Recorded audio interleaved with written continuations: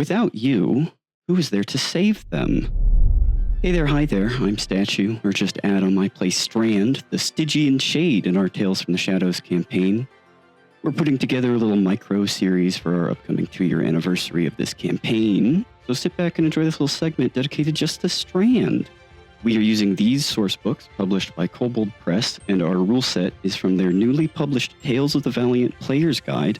If you are interested in exploring these books and many, many others, please check the video's description.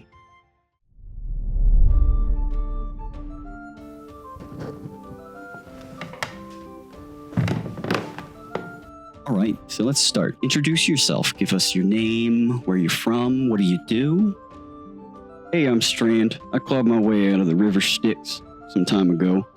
Don't ask how long, because I don't know. Time is, inconsistent at best. I'm just a guy who can't peacefully pass on to the afterlife until some certain wrongs are righted.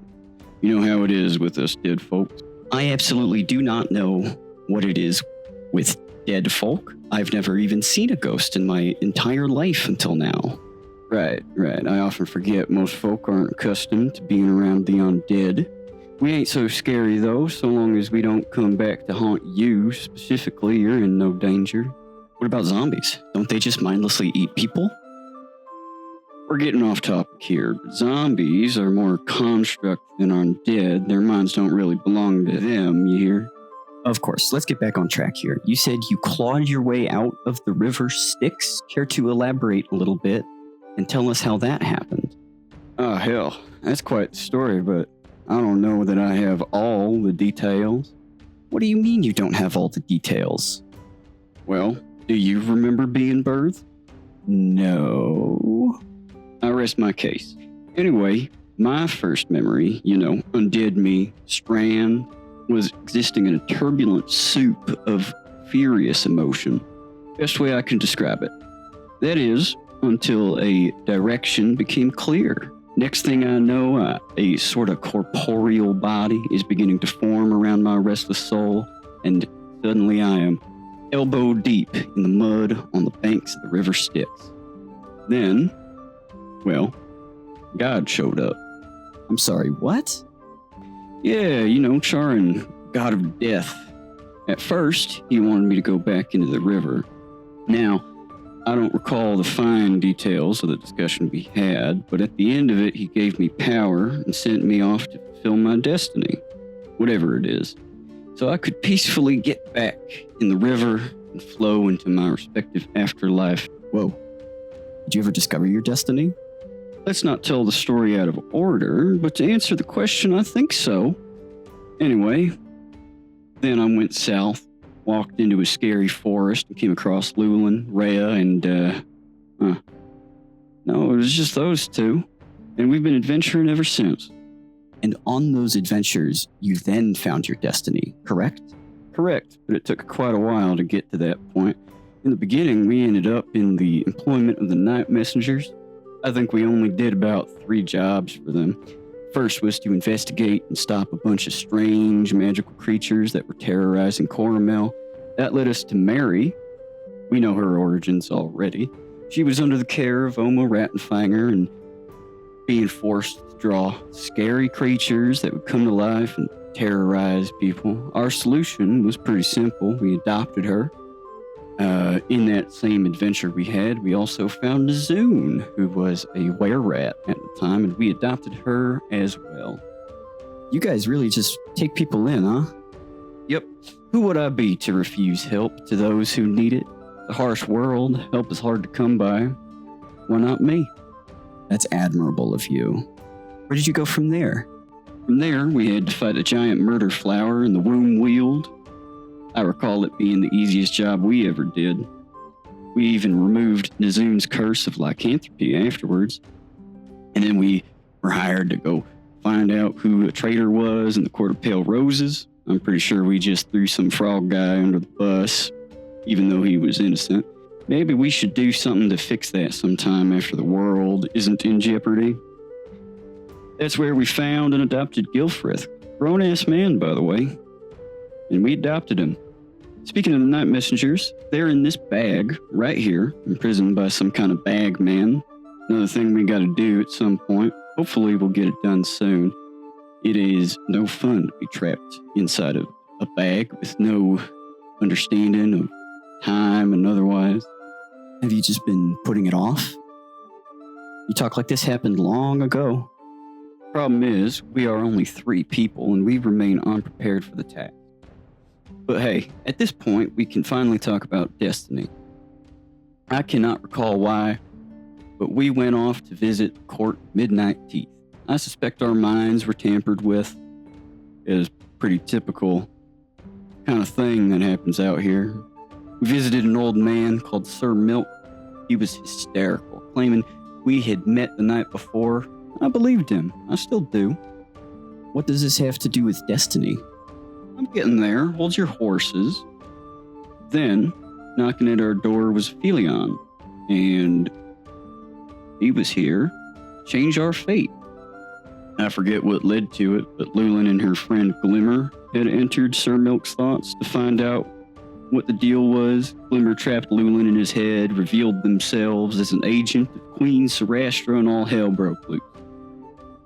There was a big fight. I almost ripped their heart out until the next thing I knew, I was alive again, reliving the memories of my past, or experiencing an alternate timeline. Truly, I don't understand which, but it don't matter none. Oh my god. What were those memories about? We could brush over the fine details.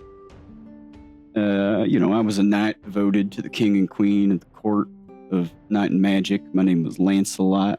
I was sitting at a table in a grand dining hall next to Queen Sarastra's beheaded body, just sort of nonchalantly eating a damn steak with the king. Not a care in the world. And then I woke up at a camp in a strange place. All my companions had experienced a similar dilemma. I don't think we've really discussed our individual experiences, not at severe length anyway. And this led you to your destiny? Nearly there. You see, none of us actually woke up. We were all dreaming in the same space. We had to infiltrate a strange tower and wake up some guy named Voltaris, who had simply sort of spoken ill of Queen Sarastra, so she put him to sleep forever. We got him to apologize, and that allowed us to awaken. Lulin knew where we were. We were in the Queen's castle, which, not a great situation, you ask me. We started running until we came face to face with Lancelot. Me, alive. So your body was reanimated, but your soul is here? Oh, we eventually discovered that we share the same soul, but each of us only has about half. Anyway, he took us to the Queen, and we put together a treaty for our freedom. Neither party would harm the other, and we had been tasked with recovering the king's crown. There are other details concerning my friends, but I don't think it's my place to talk about them. As to my destiny that I've been talking about... Hold on, let me guess. You need to put a stop to Sarastra and reclaim your soul. You're somewhat right. Sarastra is eating the stars. They're disappearing from the night sky, and soon enough she'll eat the whole world and all the universe. It needs to be gone. Simple as. I used to care about my soul. I used to wish for eternal rest. But now I realize there is no rest. I need to ensure that never again should someone like her be in power. Gods need not interfere in the affairs of mortals. There are too many good people in the world. It would be a great shame to see it all cease to exist. So what? Do you think that you deserve to be in power? You think you can rule the world better? I have no desire to rule, nor do I have claim to it. I wish for a peaceful existence under the leadership of a just government. Only then can I pass. That ain't happening anytime soon, even after Sarastra is gone. You say this as if you know you can beat her. She's a god, isn't she? Destiny cannot be avoided. Have faith. What does that mean? I don't know how. I don't know when. I don't know where. But someday we will face her and we will win. If we don't, all things will end. But for now, all we can do is prepare for that fight gain influence, gain allies, even power. You seem quite confident. You realize the odds are greatly stacked against you. If not us, then who? The world ends if we don't even try, so why not? I'd rather die fighting than die subjugated and afraid. I can't say I envy you. It's quite the predicament. Have you gained very many allies? Surely you don't need to go about this alone. We've gained a few. Lancelot had a sister. Her name is Messina. She's an angel. Like literally. I always wondered why I could speak and understand the celestial language. She was petrified when we found her. She almost killed me on sight after we freed her from it. Can't say I blame her. Lancelot betrayed her and King Ludimir. She and Lancelot used to escort the moon across the sky. She was disappointed in me for not wishing to return to her side once this is all said and done. I need to meet with her soon now that she's cooled down a bit. Our interests seem aligned. You talk as if you and Lancelot are different people. We are different people. I have some of his memories, but they weren't lived by me. He made his choices. I intend to make mine. We've also swayed Sarastra's son, the Black Prince, to our side. He wishes to be reunited with his father, King Ludimir. You know, the guy whose crown we gotta get for the queen. Even though we're not really gonna give it to the queen, we're gonna use it ourselves. I intend to see it happen. He needs some readjustment. Living with Sarastra and her many abuses of power has taken a toll on him, whether he sees it or not. I heard that the Black Prince has people publicly executed in his honor. You really think he's a good ally? I do.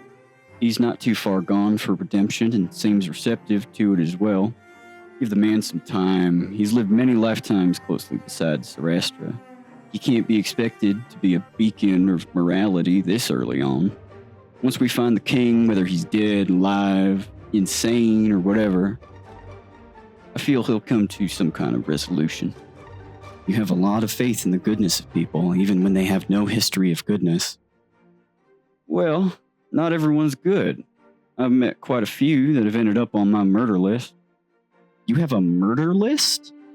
Oh, we need to keep track of our enemies somehow. Let's see, there's Sarastra, obviously. Hubert Delacroix, a Lord Shadowbrook, the Painted King. Azeroth, the Unfathomable. Akeisha Gall, the Roach Lord, or whatever his title is. He's a temporary ally for now, but wants to rule like Sarastra, so we can't let him do that. Oh, and a new addition, Archdevil Mephistopheles. I really wish we had more time to discuss, but we only have time for one more question. How do you think this will end? I think we will be victorious over Sarastra. Stars will remain in the sky. The moon will once more grace us with its presence. My companions will pursue their interests, and I will keep peace, whatever is required of me. You made it to the end. Great job. That Strand guy is a bit of a handful, huh? Well, hey, if you like him, us here at Bards on Break have created an NPC character sheet just for him. It's in our Patreon in the description down below. And speaking of the video's description, like the video, subscribe, click the notification bell, check our Discord, and follow us on our social media pages. Thanks for watching.